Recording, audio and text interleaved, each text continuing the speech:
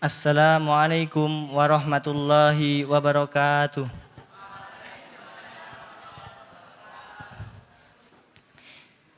A'udzu billahi minasy syaithanir rajim. Bismillahirrahmanirrahim. Inna arsalna Nuhan ila qaumihi an anzir qaumaka min qabli an ya'tiyahum adzabun alim. Qala ya qaumi inni lakum nadhirum mubin an ya'budullaha wattaquhu wa ati'un yaghfir lakum min dhunubikum wa yuakhirkum ila ajalin musamma inna ajalallahi idza jaa la yuakhkhar law kuntum ta'lamun. Qala rabbi inni da'awtu qaumi laylan wa nahara falam yajidhum du'ai illa firara wa inni kullama da'awtuhum litaghfira lahum ja'alu asabi'ahum fi adhanihim wastaghshaw thiyabahum wa asarru wastakbaru istikbara. Summa inni da'awtuhum jihara Summa inni a'lantu lahum wa asrartu lahum israra faqultu astaghfiru rabbakum innahu kana ghaffara yursilis samaa'a 'alaikum midrara wa yumdidukum bi amwalin wa banina wa yaj'al lakum jannatin wa yaj'al lakum anhara ma lakum la tarjuna lillahi waqara wa qad khalaqakum atwara alam taru kayfa khalaqallahu sab'a samawatin tibaqa وجعل القمر فيهن نورا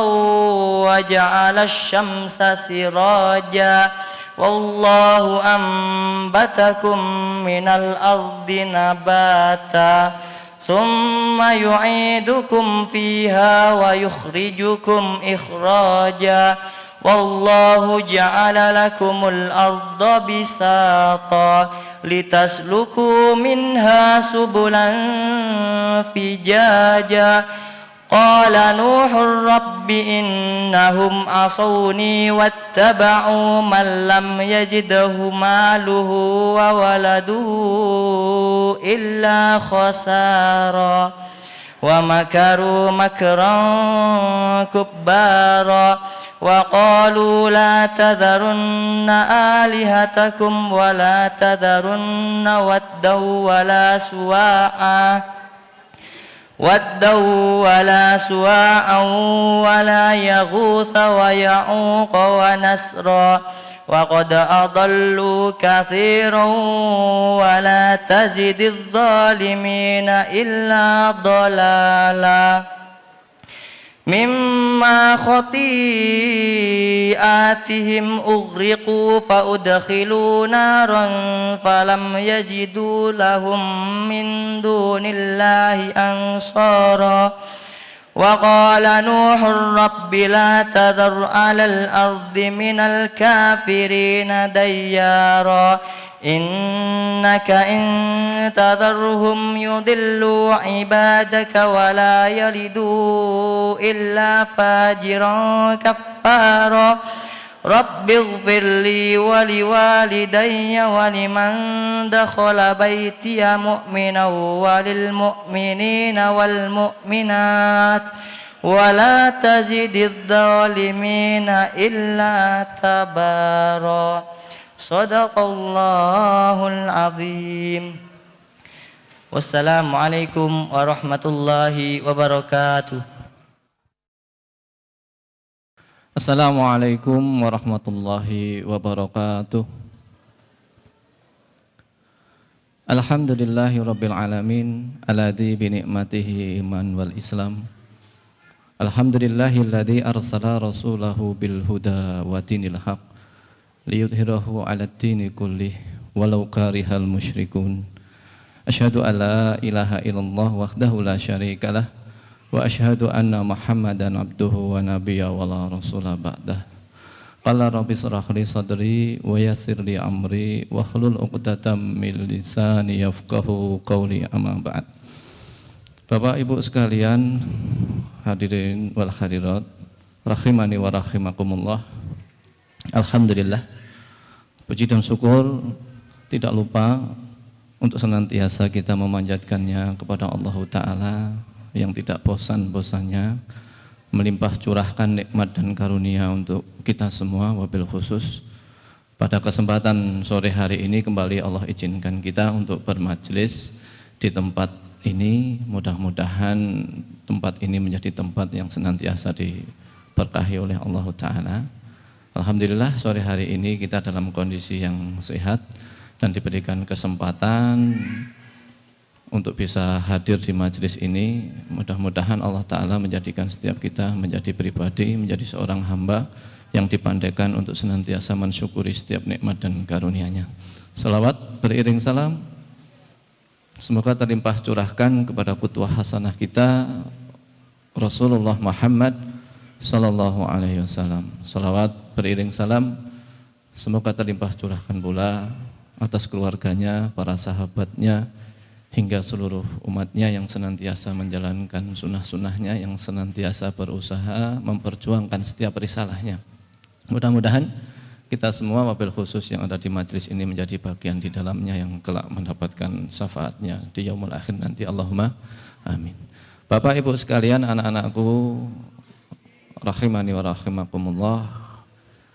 Yang pertama, saya mewakili tuan rumah kembali mengucapkan sugeng rawuh, selamat datang, ahlan wa sahlan di tempat ini. Kerawuhan panjenengan semoga dipahalai oleh Allah.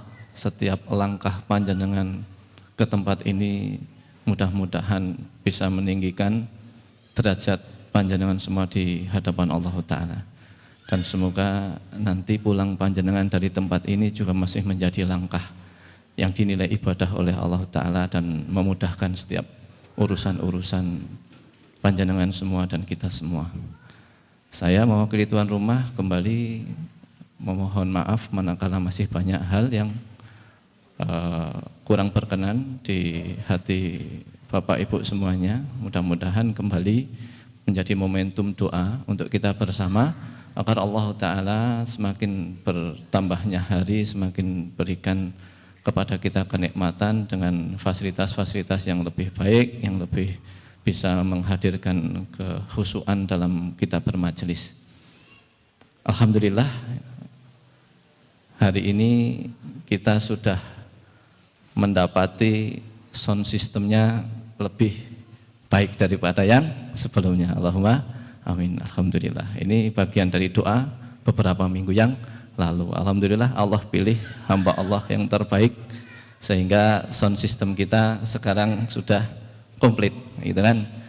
Ada monitornya, ada speaker-speaker yang insya Allah sudah cukup enak untuk didengar panjenengan semua. Next, doa berikutnya agar menjadi sebuah wasilah bahwa saya dan panjenengan semua itu tidak pernah bosan untuk berdoa memohon kepada Allah.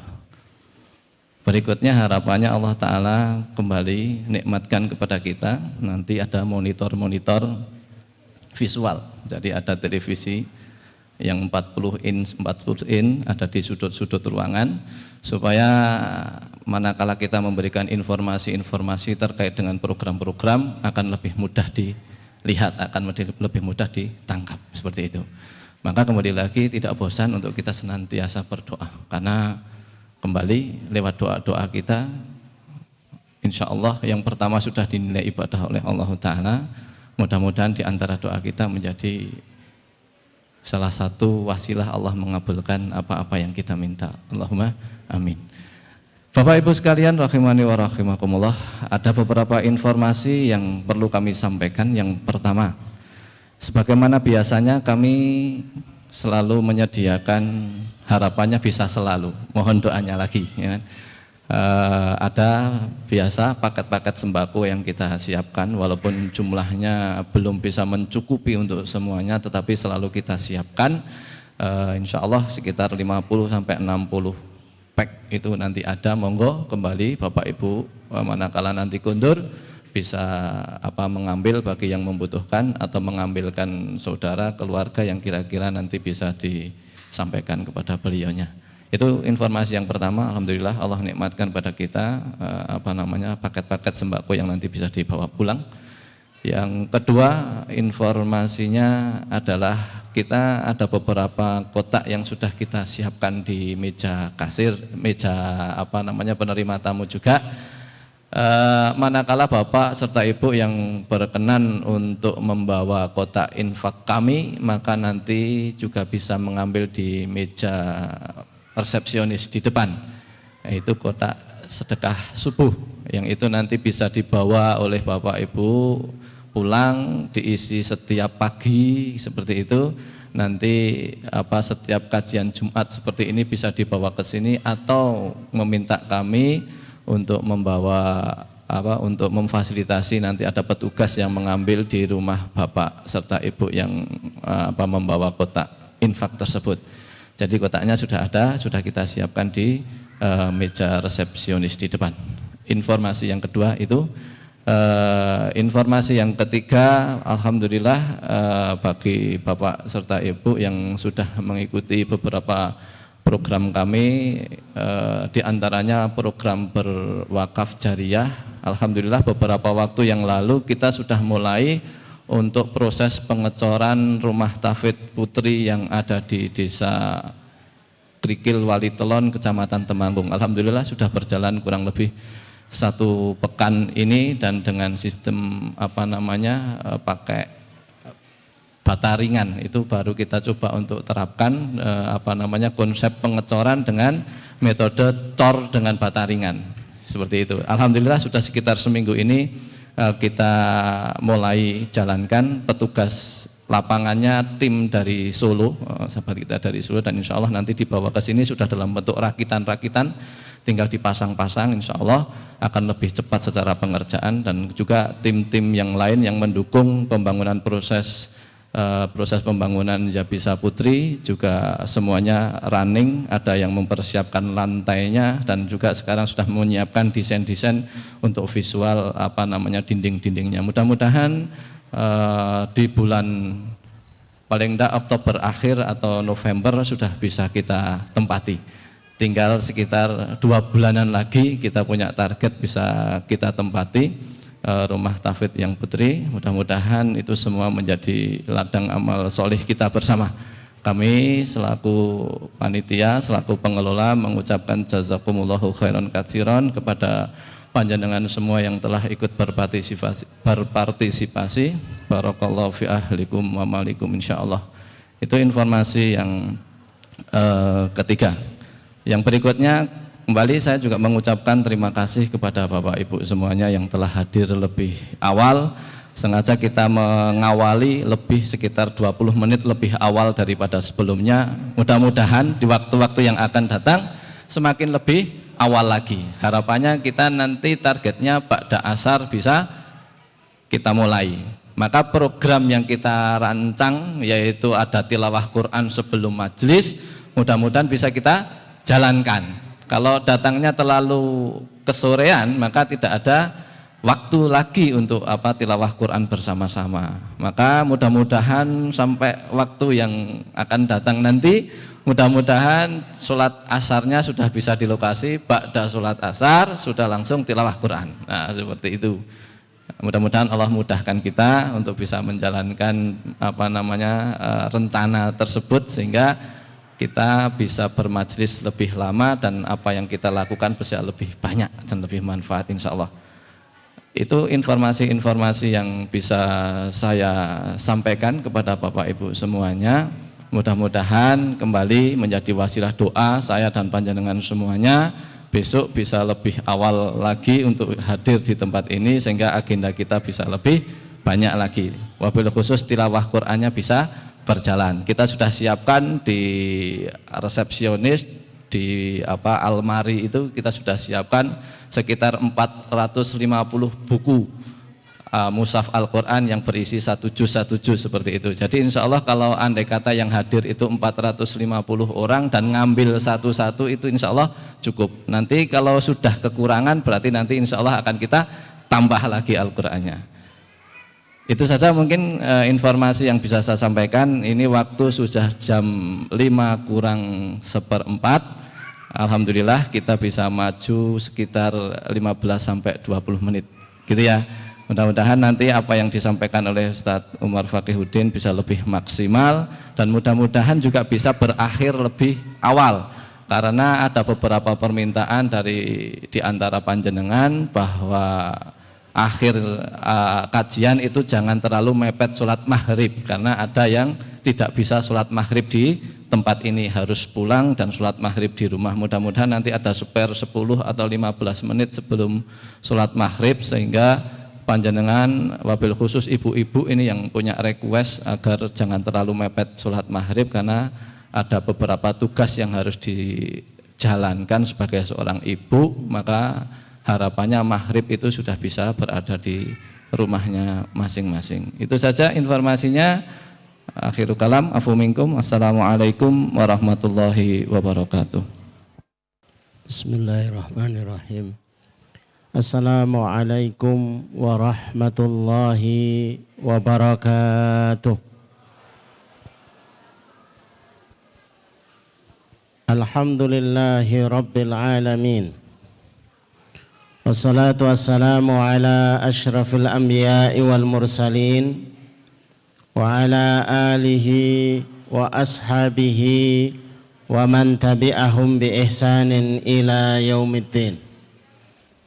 Asyhadu an la ilaha illallah wahdahu la syarikalah wa asyhadu anna Muhammadan abduhu wa nabiyuhu wa rasuluh la nabiyya wa la rasula ba'dah. Allahumma asrah sudurana wa tazawwaz an sayyiatina wa hab lana fahmal anbiya'i wal mursalin wa hab lana fahmas salafus salih. Allahumma anfa'na bima 'allamtana wa 'allimna ma yanfa'una wa zidna ilman wa na'udzu billahi min ahwali ahli nar. Allahumma la sahla illa ma ja'altahu sahla wa anta taj'alul hazna idza syi'ta sahla. Rabbi israh li sadri wa yassir li amri wahlul 'uqdatam min lisani yafqahu qawli. Rabbi zidni ilma. Subhanaka la ilma lana illa ma 'allamtana innaka antal alimul hakim. Rabbana atina min ladunka rahmah wa hayyi' lana min amrina rasyada. Amma ba'd. Bapak, Ibu, saudara-saudaraku yang semoga dirahmati Allah, semoga dicintai oleh Allah Subhanahu wa taala dan semoga diridhai oleh Allah Subhanahu wa taala. Alhamdulillah, sore hari ini diringankan langkah kita, dimudahkan urusan-urusan kita, diberikan di dalam hati kita kecondongan dan kecenderungan untuk selalu berproses di dalam memahami agama Allah SWT sebagai sebuah bentuk ciri yang bisa dideteksi seseorang itu dikehendaki Allah dalam kebaikan adalah ia selalu berproses di dalam memahami agama Allah. Man yuridillahu bihi khairan, siapa-siapa yang dikehendaki oleh Allah dalam kebaikan, Jadi kalau mau ngukur saya ini baik apa enggak ya, dikendaki baik apa enggak oleh Allah, itu ukurannya adalah yufaqihu fiddin, ia dibawa dalam proses memahami agama Allah Azza wa Jalla. Hebatnya sebuah majelis ilmu bukan semata mendapatkan ilmu, tapi yang paling hebat itu mendapatkan ampunan oleh Allah SWT. Faham tidak faham, sengaja tidak sengaja, itu sudah dicatat maghfurun, diampuni oleh Allah SWT. Ini yang paling saya suka hadir di majelis ilmu itu, entah apa yang dikerjakan.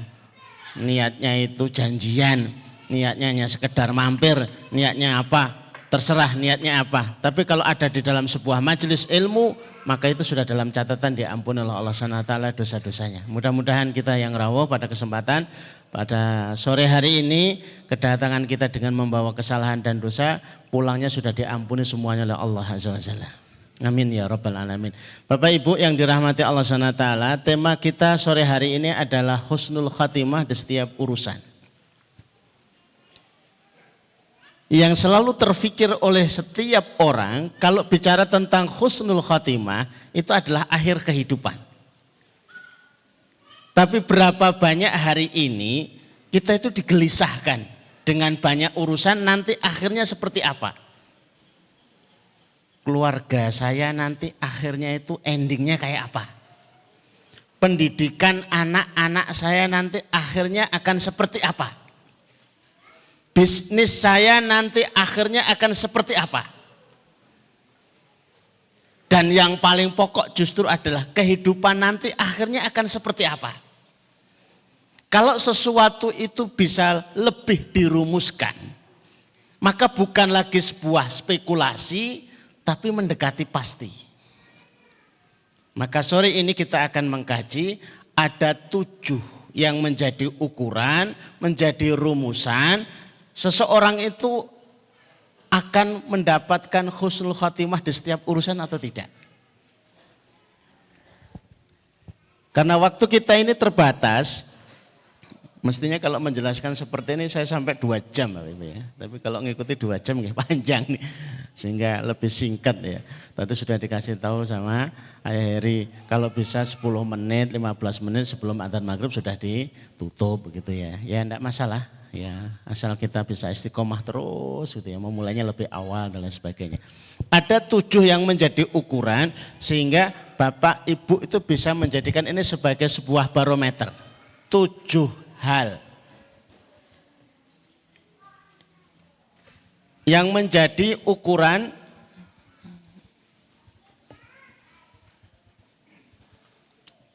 husnul khatimah.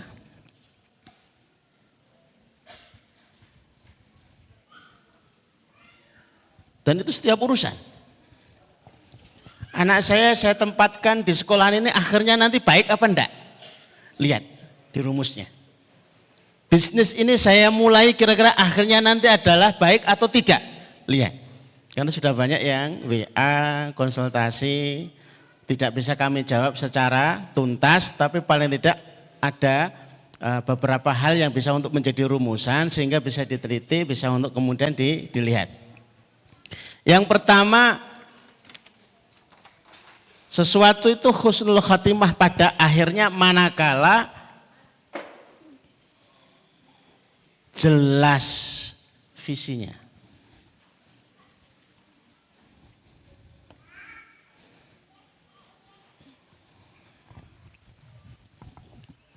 Kira-kira kalau Bapak Ibu buka warung itu niatannya apa? Visinya apa? Ya, pokoknya buka. Kalau begitu coba berhenti sejenak, dicari yang menjadi visinya apa. Walaupun itu cuma sederhana, saya itu pengen bayar zakat. Terus tiap tahun zakatnya meningkat. Enggak apa-apa, begitu visinya. Saya itu tahun ini zakatnya 10 juta, kalau bisa tahun depan itu 20 juta, terus 3 tahun terus 100 juta. Zakat kan 2,5%-nya, berarti yang dimiliki 100%-nya tinggal dikalikan saja. Saya itu bisnis karena saya pengen menanggung anak yatim sebanyak mungkin. Ada visinya gitu loh ya. Agar apa yang kita minta di dalam doa itu sinkron. Allahumma aslih lana dinana. Ya Allah, perbaiki agama kami.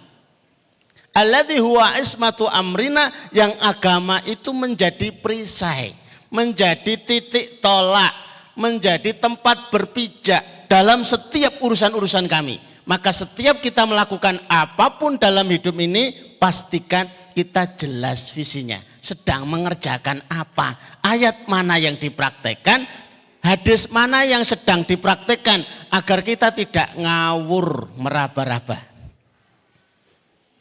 Jenengan kok melakukan ini kenapa? Ya kayaknya sih bagus. Ayatnya banyak, hadisnya banyak, ngapain kita itu ngawur? Berkeluarga ini konsepnya apa? Saya sedang mengamalkan firman Allah, Rabbana hab lana min azwajina wa dzurriyyatina qurrata a'yun waj'alnal muttaqina imama. Iya.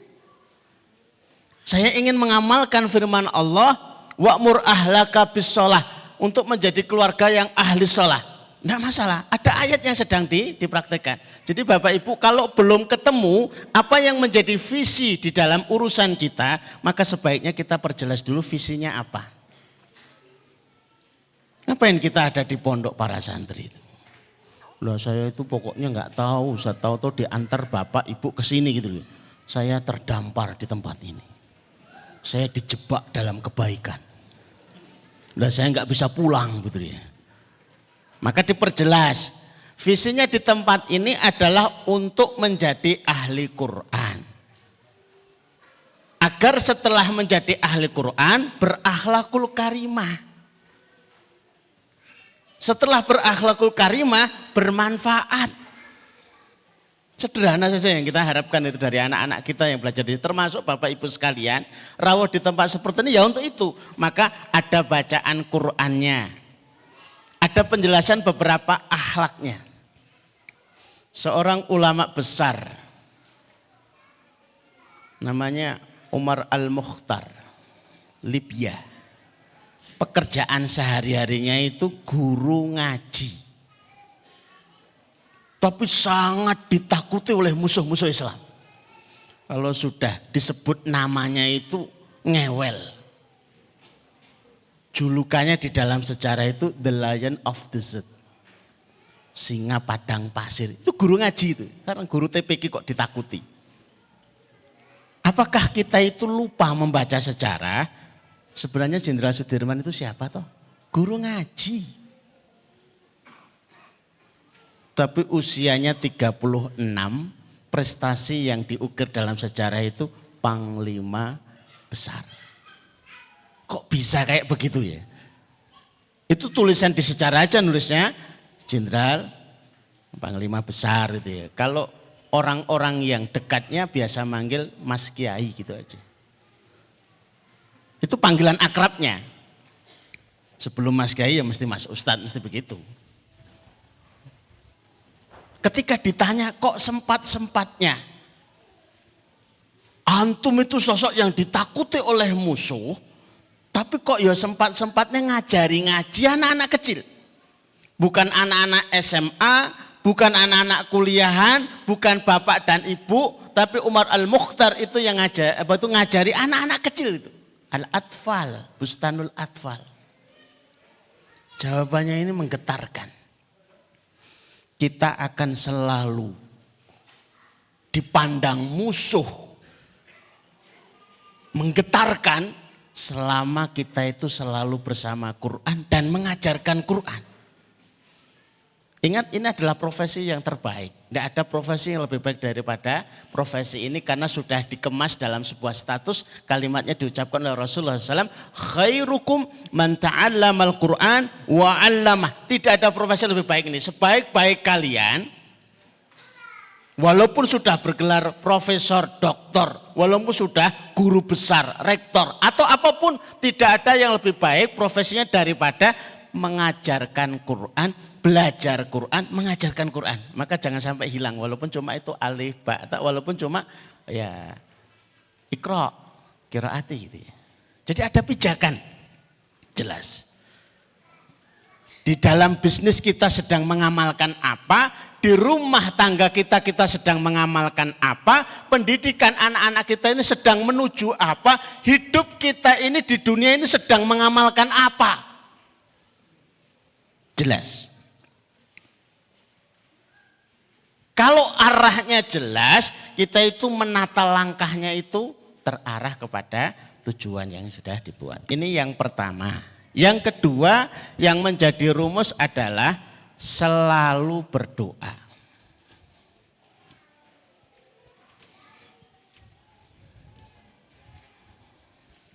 Bapak Ibu yang dirahmati Allah, agak mengejutkan kalimatnya Imam Ghazali dalam kitab Ihya Ulumuddin. Beliau itu sempat menyampaikan yang diprotes oleh para ulama hari itu yang sepantaran. Karena kalimatnya tidak takut akhir hidupnya itu tidak mengkhawatirkan husnul khotimah atau tidaknya. Karena semua dari kehidupan itu sudah dicatat dalam catatan takdir itu sudah ada semuanya.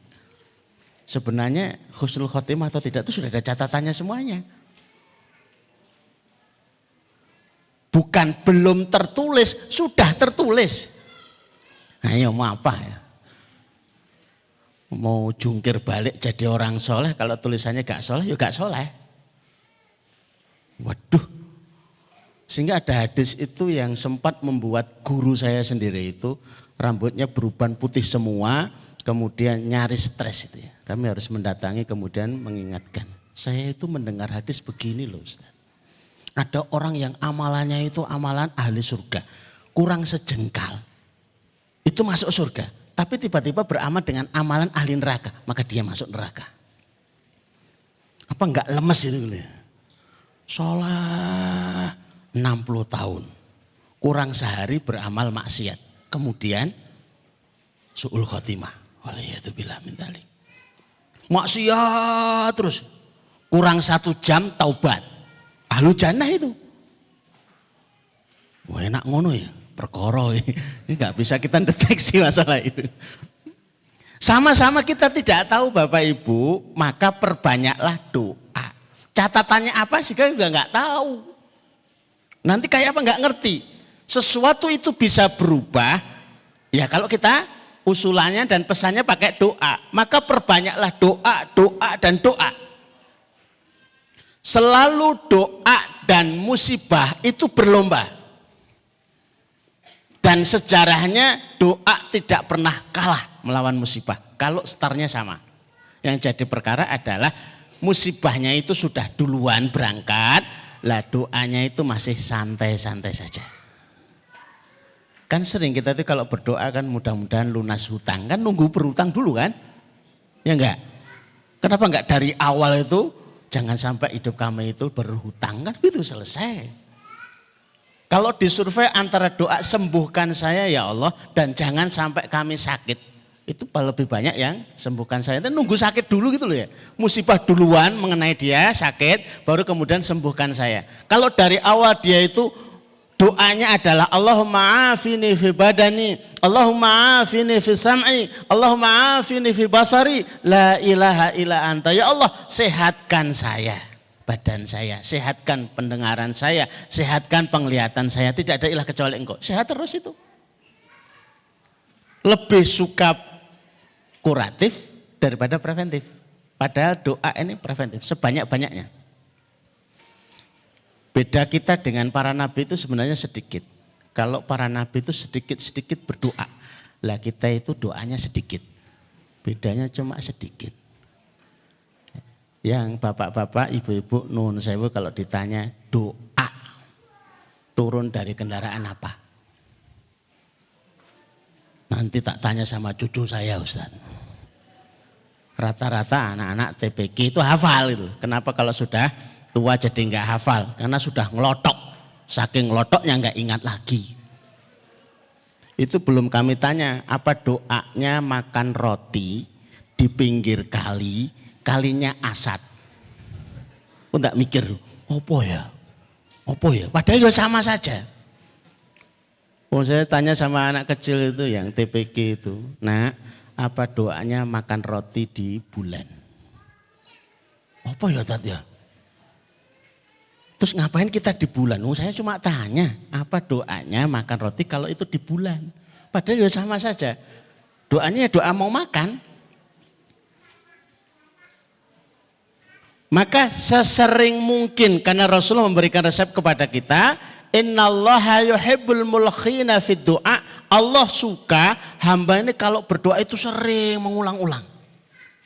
Ada doa pagi, ada doa sore, ada doa memulai, ada doa akhir dari segala sesuatu. Maka sesering mungkin. Bapak, Ibu kalau sudah mulai bisnis harus sering berdoa. Jangan nekat. La yukni khadharu min qadarillah. Tidak ada menyelamatkan kehati-hatian kita dari takdir Allah. Nek takdir itu bangkrut, panjenengan pakai manajemen kayak apapun, bangkrut. Wah, hati-hati, pembukuan pokoknya tertib, administrasinya pokoknya tertib, semua dihitung, wah semua serba terukur. Catai bangkrut nggak akan kemana-mana. Nggak usah nekat. Kalau begitu kita nggak usah pakai manajemen, parah. Long pakai manajemen aja itu bisa potensinya itu salah, apalagi nggak pakai, lebih parah lagi. Tetap itu digunakan, tapi doanya dipersering.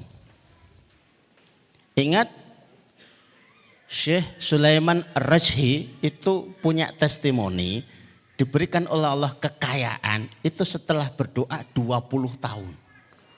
Allahumma akthir mali wa waladi. Ya Allah perbanyaklah hartaku. Itu tiap 30 menit sebelum adzan subuh. Terus tekun itu loh. Masalah nanti Allah suguhkan solusi apa yang harus disambut, ya monggo.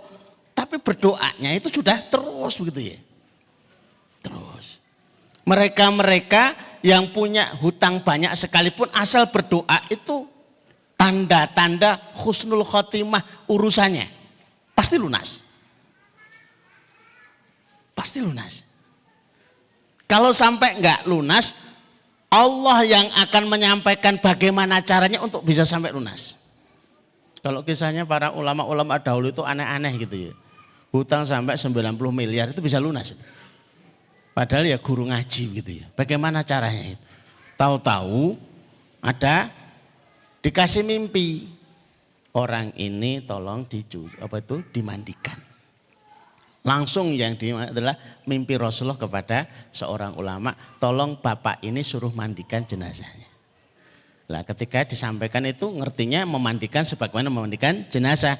Tapi begitu ternyata orang dulu itu ahli-ahli bisnis itu rata-rata ngaji semua. Itu bedanya. Yang difahami apa? Kalau membersihkan, wong dia itu orang kaya, berarti bukan memandikan. Kalau itu perintahnya memandikan, pastilah itu yang dipilih itu ulama.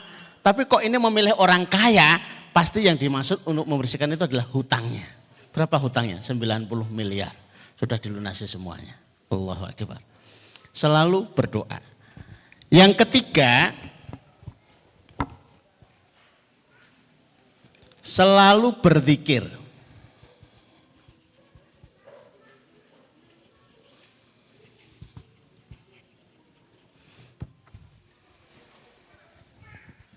Kenapa kita harus selalu berzikir? Untuk memastikan kita itu diingat oleh Allah dan tidak dilupakan. Fadhkuruni adzkurkum. Ingatlah aku, maka gantian aku akan mengingatmu. Memastikan kita itu ma'iyatullah untuk menjadi rijalun. Laki-laki yang tidak lupa sekalipun dengan bisnisnya, dia tetap diingatkan kepada Allah Subhanahu wa taala. Tinggal Bapak Ibu milih yang mana zikirnya. Ada yang memilih istighfar, monggo silahkan. Istighfar ini luar biasa teruji sampai berkali-kali. Kalau di dalam surat Nuh ayat 10, 11, 12. Ini dalil yang sering diangkat untuk orang banyak beristighfar. Di dalam ayat ini ada 5 yang dijanjikan untuk banyak beristighfar. Yang pertama, yursilis sama alaikum midraro. Tidak mungkin kekeringan. Enggak mungkin sumur kering, enggak mungkin. Enggak mungkin sawah tidak bisa dialiri air, enggak mungkin. Kalau dia ahli istighfar. Wa yumtitkum bi amwal, akan dibentangkan harta. Bukan hanya yukti baca Quran, yumtit itu dikasih itu sudah selesai. Yumtit itu dibentang kayak karpet gulungan itu. 1, 2, 3, 4, 5 terus. Itu istighfar. Kalau sampai Bapak Ibu itu istighfar tapi tidak bikin kaya, yang salah bukan istighfarnya. Karena nggak mungkin salah Quran. Istighfar juga nggak mungkin salah. Yang salah itu dosisnya. Syekhul Islam itu kalau masalah biasa 4.000 loh Pak. Masalah tidak biasa 10.000. Lah kita itu masalah super tidak biasa 100. Itu ngakunya soleh loh. Nanti gue tasbih loh. Aku kok perasaan kok kan istighfar ya. 100. Abu Hurairah itu 12.000 Pak. Belum apa-apanya. Kalau ceritanya Imam Ahmad sehingga dia harus diperjalankan sampai di Baghdad, ketemu orang yang sampai dengan istighfar itu narik Imam Ahmad. Jauh-jauh itu diperjalankan. Itu istighfar dan melaziminya selama 33 tahun. Bukan hanya waktunya, bukan hanya jumlahnya, tapi durasinya juga lama. Istighfar. Jangan melihat bahwa semata-mata dengan istighfar itu banyak dosa. Bukan. Istighfar itu adalah cara untuk mendekat kepada Allah Subhanahu wa Ta'ala. Maka perbanyaklah. Bapak, ibu yang banyak beristighfar membawa keluarganya pasti sukses. Anak-anak yang banyak istighfar di pondok pesantren pasti sukses. Pedagang yang banyak istighfar pasti sukses. Bukan lagi ukurannya itu insya Allah pasti, kan Al-Quran bahasanya itu. Yumditkum bi amwal wa banin. Diberikan keturunan oleh Allah SWT. Saya berkali-kali sampai sudah di bandara itu dicegat. Ustaz saya itu sudah sekian tahun belum punya keturunan. Ini sudah istighfar. Saya sudah banyak Ustaz istighfarnya. Berapa coba? Habis sholat 500. Kurang. Lah berapa saya? 6.000. Sebenarnya istighfarlah yang banyak. Cuma saya itu suka curiga kalau banyak itu.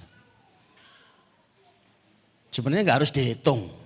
Tapi kalau 6.000, 10.000, nggak usah ngaku banyak pun nggak apa-apa kok. Saya sedikit istighfarnya cuma 10.000 setiap hari. Nggak banyak. Ya itu banyak. Boleh kok pakai tasbih boleh. Memang ada istilah pendapat terkait dengan ini. Kami dulu suka tasbih, kemudian ada riwayat kemudian melepaskan lagi tasbih. Tapi kalau nggak pakai tasbih, ngitungnya itu susah, sering lupa. Akhirnya kami tanya kepada Syekh waktu di Mekah waktu itu. Enggak apa-apa. Tapi lebih enak yang pakai counter itu. Cetek itu enak. Atau yang pakai digital. Cuma masalahnya kalau pakai counter yang cetek itu ceteknya jalan, istighfarnya belum tentu jalan. Cetek 500, cetek 1000, cetek 1100. Alhamdulillah rasanya tenang gitu ya. Sudah 1500 itu beneran enggak? Wallahu a'lam. Yang penting kan ngitung. Tapi lebih membantu daripada ngitung ini tuh. Dijak ngomong, mang piro gimana? Waduh dijak ngomong aku lagi istighfar gitu ya. Jadi terganggu ya sudah pakai yang digital itu ya. Kalau yang digital itu cuma 8.000. Masya Allah modal 8.000 tapi bisa mendapatkan yang luar biasa. Banyak berzikir itu rumus untuk husnul khotimah dalam setiap urusan. Bisnis, keluarga, studi, sampai kehidupan. Bahkan hadis Rasulullah SAW menyebutkan orang yang paling beruntung ketika kelak bertemu dengan Allah. Bukan akhir kehidupan. Orang yang paling beruntung ketika bertemu dengan Allah adalah mereka-mereka yang bertemu Allah mendapati dalam catatan amal solehnya memperbanyak istighfar.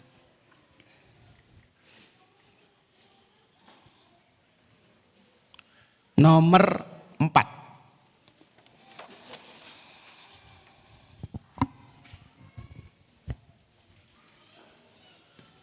Rumus untuk husnul khatimah dalam setiap urusan adalah beradab islami. Berakhlak terhadap diri dengan akhlak Islam. Itu membantu untuk sukses. Makan pakai tangan kanan. Makan pakai jari. Keluar masuk itu dihitung betul kaki mana dulu. Kalau ada seorang yang dikenal ulama besar ke kamar mandi, kemudian kepleset meninggal. Kira-kira husnul khotimah enggak? Bapak Ibu, kira-kira husnul khotimah enggak? Ulama besar. Husnul khotimah enggak? Semua orang berpikir husnul khotimah kan? Tapi ada saksi mata yang melihat waktu masuk kamar mandi itu kaki kanan dulu. Yakinkah dia husnul khotimah? Ya piye ya? Gitu loh ya. Imam masjid waktu makan kesedak meninggal. Kira-kira kita yakin enggak husnul khotimah? Yo yakin. Tapi makan kerupuknya pakai tangan kiri. Cabenya nyokotin ya tangan kiri. Itu kalau ngomong enak tuh. Kira-kira husnul khotimah enggak? Sepele tapi itu saksi mata itu ketika ditanya iki sae napa mboten? Nggih jane sae. Tapi kok megang kerupuk pakai tangan kiri pas niku pas mboten sae, pas niku gitu loh.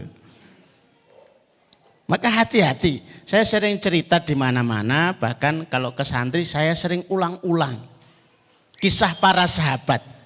Bukan orang soleh hari ini, bukan kisahnya kiai, bukan kisahnya orang alim hari ini, langsung kisahnya sahabat. Itu ngepung benteng Nahawan 2 bulan, nggak kelar-kelar. Loh, sahabat itu doanya mustajab banget itu loh. Kok bisa 2 bulan tertunda, ini ada apa? Setelah diteliti, dimuhasabah, ternyata waktu para sahabat mengepung benteng Nahawan itu ada sunnah Rasulullah, adab diri, adab Islami terhadap diri yang ditinggalkan, yaitu siwak. Loh, semuanya pakai siwak. Barokahnya itu luar biasa siwak itu. Bukan hanya barokah dalam kesehatan, tapi barokah ketaatan itu doanya lebih mustajab. Ya karena sudah jauh dari Madinah, kayu siwak dicari sudah susah. Kayu arok di sini sih juga nggak. Panjenengan nyari di sawah-sawah ya nggak ketemu. Maka saat itu diperintahkan kayu apa saja yang bisa berfungsi siwak gunakan. Nah saya nggak ngecek kayunya apa. Ya saya bayangkan ya kalau di sini itu kira-kira apa nih? Kayu randu, kayu waru, kayu sengon, mahoni, dipotong. Niat mereka mengamalkan sunnah Rasulullah SAW, tapi dilihat oleh mata-mata musuh itu dalam pandangan yang berbeda. Siapa yang membuat berbeda itu? Allah SWT. Ditampakkan di mata musuh-musuh Allah saat itu, kaum muslimin itu sedang puncak marah. Bukan hanya pedang yang diasah, gigi yang diasah. Bakal dikunyah-kunyah. Maka mentalnya jatuh. Apakah siwak kan? Wah ngeri. Maka kan dikenal, wah ini kayak mau kanibal. Bukan hanya ditebas pakai pedang, dimakan sekalian. Ngeri gitu. Giginya sampai diasah itu. Dengan barakah ini dimenangkan oleh Allah SWT. Saya ikut-ikutan waktu itu, kita harus membebaskan tanah nilainya 1 miliar. Kita kasih waktu 4 bulan. Apa yang menjadi sandaran kita? Siwak. Yuk kita praktekkan. Tiap bulan itu kita bagi siwak. Karena saya tahu persis kalau pakai siwak itu sering ketelesut. Wallahi tepat 4 bulan. Terbebaskan itu 1 miliar. Maka Bapak Ibu barangkali cuma sunnah sederhana tapi membuat doa lebih mustajab. Mudah-mudahan urusan-urusan mendengar lebih mudah untuk selesai karena doanya lebih mustajab di sisi Allah SWT. Itu tanda-tanda husnul khotimah. Yang kelima, akhlak Islam kepada sesama muslim.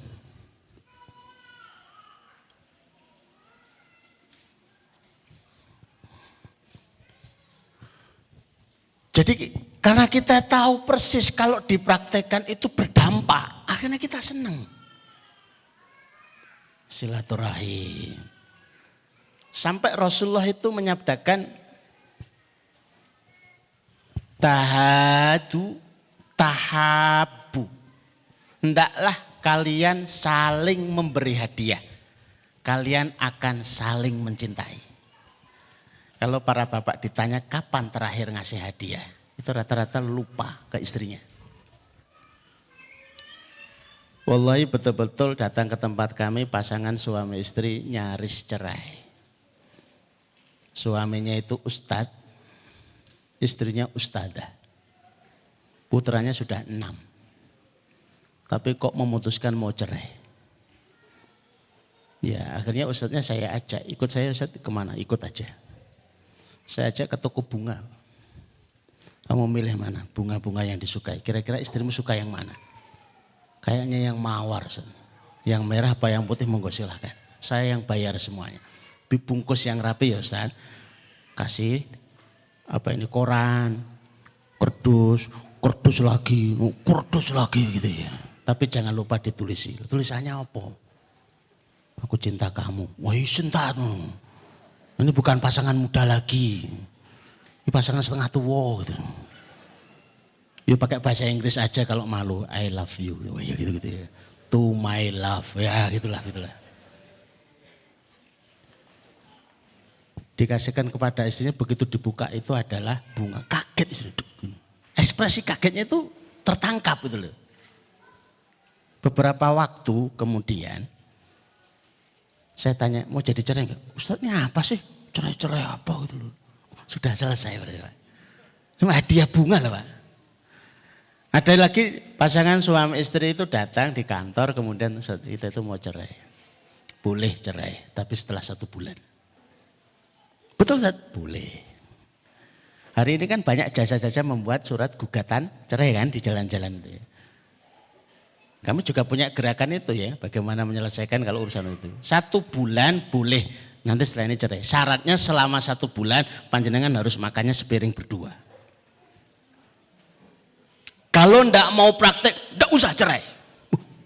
Ya aku praktek Ustaz, aku mau cerai oke. Kayaknya sederhana Pak ya. Sementara ini prakteknya makan sepiring berdua suami istri itu ya waktu pernikahan itu. Awaluhu wa akhiruhu itu. Nggak pernah makan sepiring berdua lagi. Yang tidak terbiasa itu berat. Sepiring berdua ya sudah biasa gampang itu. Coba yang tidak biasa.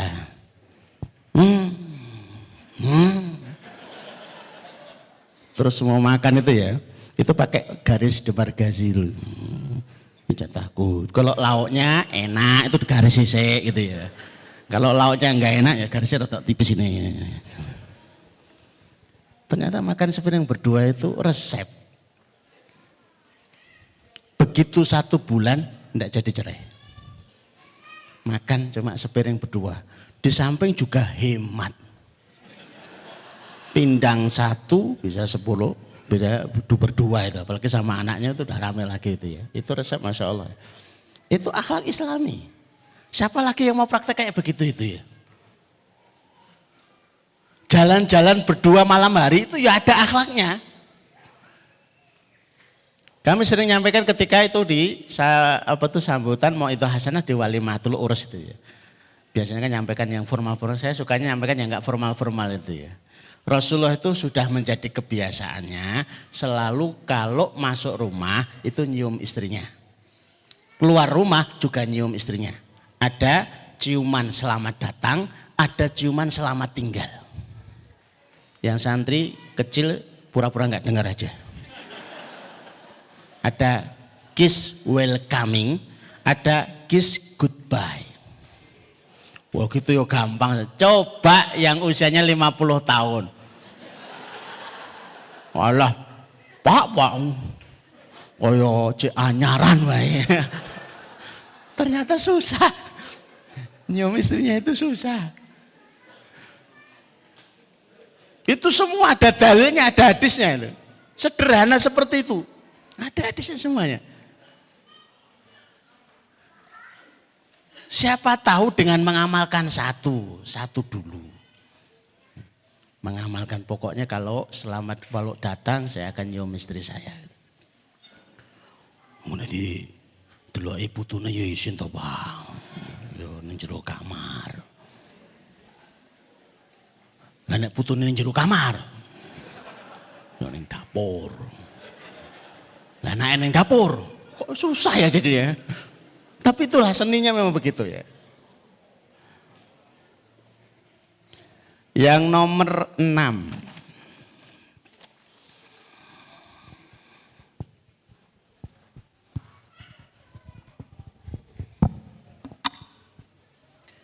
Nomor 6, bertaubat kapanpun salah.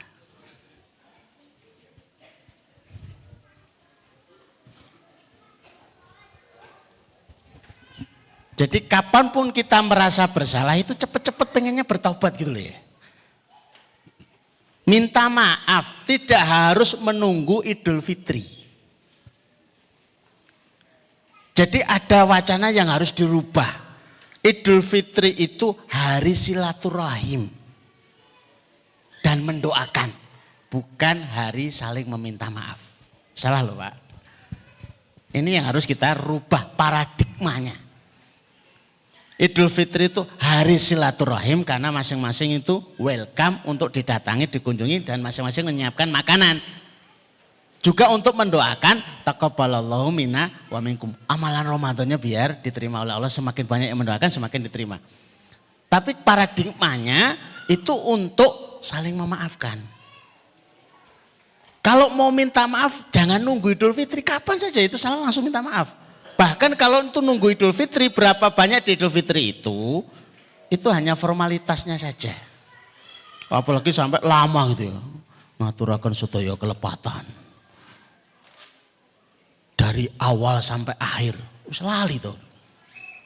Itu kalau disebut satu persatu, belum tentu dimaafkan loh. Sekalipun anak.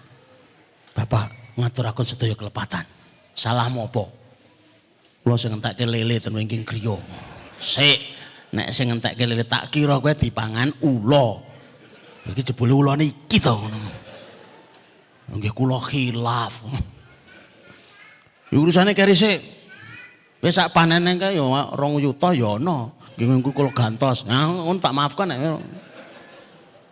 Jangan nunggu saat momen itu. Itu banyak formalitasnya itu ya. Kapan salah? Kullu bani Adam, setiap bani Adam itu potensi berbuat salahnya itu sering. Tidak bisa dihindari. Jadi kalau kita menemukan sahabat, teman kok sering salah, ya itu memang manusia gitu loh, manusiawi. Kalau dia benar terus itu masalah. Wong kok apik terus masalah ini. Saya curiga, ini bukan manusia. Coba dilihat, napak pun enggak. Kalau manusia mesti salah-salah itu ada. Agar dia itu bisa meminta maaf, agar kita bisa memaafkan, dari situ pahalanya besar. Kalau sampai enggak selesai di dunia, mukmin bermasalah enggak selesai, nanti yang menyelesaikan Allah. 2 orang awal dari tafsir surat Al-Anfal.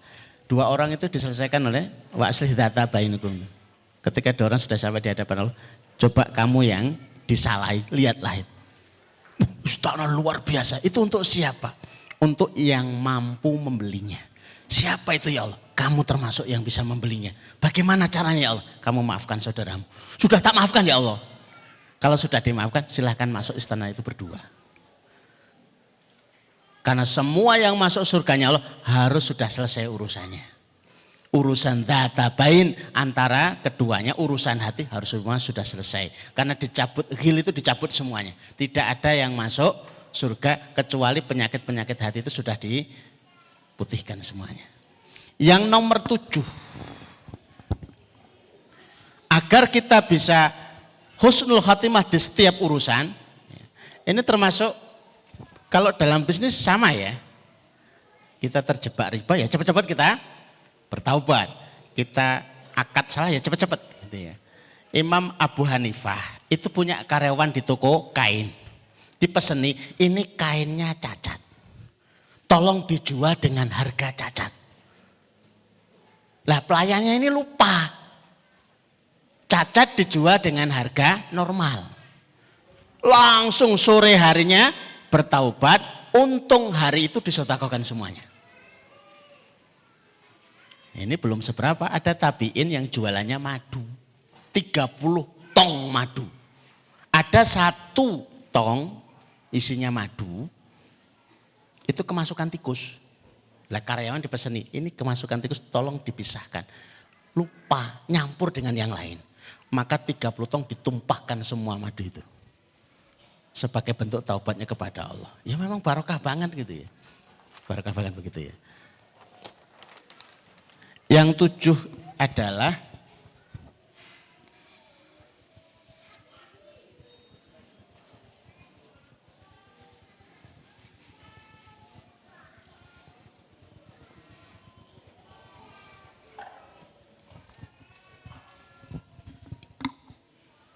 ditaruh di akhir karena ini yang paling hebat. Datang kepada Rasulullah SAW seorang badui. Bertanya, ya Rasulullah, apakah nanti yang menghisap saya itu di yaumul akhir itu Allah? Iya, kalau begitu beres.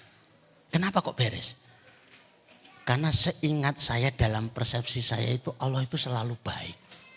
Dalam ingatan saya Allah itu selama ini itu baik terus kepada saya. Berarti kan beres itu nanti urusannya. Nah, kalau yang hisap itu bapak saya kan masalah gitu loh ya. Kadang-kadang baik, kadang-kadang enggak baik gitu loh ya. Itu sampai Rasulullah mengatakan kepada para sahabat, siapa yang ingin melihat calon penghuni surga, lihatlah orang ini.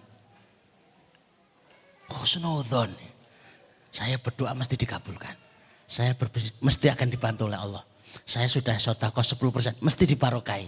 Saya sudah bayar zakat, mesti akan berlipat-lipat. Saya sudah mengamalkan, pasti akan ini. Jadi memang butuh. Wallahu idza dhanna 'abdi, Allah sesuai dengan persangkaan. Lah kalau kita berdoa tapi menyangkanya, ya nak dikabulkan nek ora piye. Itu sudah menyangka kepada Allah yang tidak-tidak. Suudzon kepada Allah itu termasuk dosa besar. Suudzon kepada Allah itu termasuk dosa besar. Nah, orang yang husnudzon itu punya saldo berlebih untuk sabar. Kapan orang itu mulai tidak sabar? Kalau husnudzonnya sudah mulai menipis. Ndonga terus. Nek bahasanya ndonga terus agak mending. Jengkang, jengking. Wah itu tambah lagi parah itu. Ternyata enggak merubah nasibnya itu. Padahal memang lebih baik begitu. Memang takdirnya itu lebih baik miskin. Kalau dibuat kaya masalah. Ada yang takdirnya itu memang cocoknya itu kaya. Kalau miskin masalah. Ya sudah kita itu husnudzon. Selalu yang diberikan Allah kepada kita adalah yang terbaik insya Allah. Ada 7. Yang pertama adalah pastikan visinya jelas kita berpijak di dalam setiap urusan kita. Apakah dalam pendidikan, keluarga, bisnis dan apapun untuk akhir yang baik yang bernama husnul khatimah. Yang kedua sering-sering berdoa terus. Ya. Baik itu sebelum sholat, habis adzan. Habis sholat berarti sudah 10 kali. Sebelum salam berarti 15 kali, sujud, misalkan sujud yang terakhir berarti 20 kali. Itu sudah banyak banget gitu ya. Sehari. Lah kalau kali sebulan, kali 30 hari, sudah sekian banyak. Siapakah orang yang paling pantas untuk masuk surga? Yang paling sering mesen. Maka setiap habis sholat, Rasulullah menasihatkan, Allahumma ini as'alukal jannah. Ya Allah aku minta surgamu ya Allah. Itu diminta, dipesen. Sudah dipesen ribuan kali, ya pasti ada lah yang pesanan itu sudah sampai ke sana insya Allahnya seperti itu. Kemudian yang ketiga, banyak-banyak berzikir kepada Allah agar kita merasakan ma'iyatullah. Merasakan dibersamai oleh Allah Azza wa Jalla. Kemudian yang keempat, berakhlak diri dengan akhlak Islami. Namanya adab. Kalau adab itu diri terhadap Islam. Yang selanjutnya berakhlak kepada sesamanya itu dengan akhlak Islami. Itu berdampak semuanya. Selanjutnya adalah kapanpun salah itu langsung bertaubat dan tidak usah nunggu-nunggu nanti. Minimal istighfar dulu. Kemudian Yang ketujuh adalah husnudzon kepada Allah. Selalu bersangka baik, bersangka baik. Kalau membantu anak yatim pasti dibantu oleh Allah. Kapan Bapak Ibu merasa yakin bakal ditolong oleh Allah? Kalau Bapak Ibu sedang menolong saudaranya. Wallahu fi aunil abdi madamal abdu aunan li akhi. Allah pasti menolong hamba selama hamba menolong saudaranya. Jadi kalau jenengan pengen tahu seberapa yakin kami akan ditolong oleh Allah, seberapa urusan panjenengan di dalam menolong saudara-saudaranya muslim. Itu ukurannya itu. Demikian Bapak Ibu yang dirahmati Allah. Saya tidak begitu kelihatan dari sini, kurang berapa menit, tapi mudah-mudahan lebih awal karena biasanya dengar adzan baru kami berdoa gitu ya. Mari kita tutup dengan berdoa kepada Allah Subhanahu wa taala. Ringkas ada 7, mudah-mudahan sudah dihafal. Kalau sempat lupa nanti dilihat lagi di YouTube-nya ya. Insya Allah sudah direkam ya.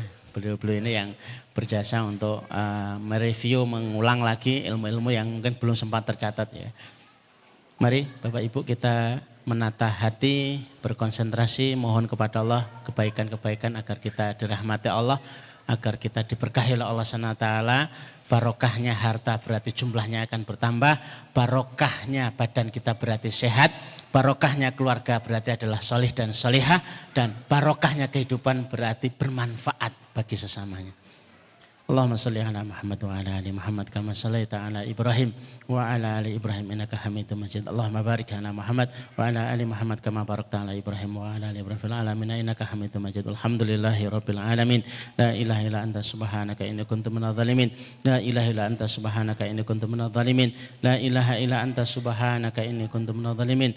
Allahumma ya Rahman ya Rahim ya Hayyu ya Qayyum ya dzal jalali wal ikram. Allahumma ya Rahman ya Rahim ya Hayyu ya Qayyum ya dzal jalali wal ikram. Allahumma ya Rahman ya Rahim ya Hayyu ya Qayyum ya dzal jalali wal ikram. Allahumma inna nas'aluka min khairin ma sa'alaka minhu nabiyyuka Muhammad sallallahu alaihi wasallam wa na'udzubika min syarri ma sta'adhahu nabiyyuka Muhammad sallallahu alaihi wasallam. Antal musta'an, alaikal balag, wala haula wala quwata illa billah. Ya Allah, anugerahkan kepada kami kebaikan yang pernah diminta oleh Nabi kami sallallahu alaihi wasallam. Ya Allah, lindungilah kami dari seluruh keburukan yang pernah diminta perlindungan itu oleh Nabi kami sallallahu alaihi wasallam. Engkaulah tempat kami meminta, engkaulah yang menyampaikan hajat-hajat kami. La haula wala quwata illa billah.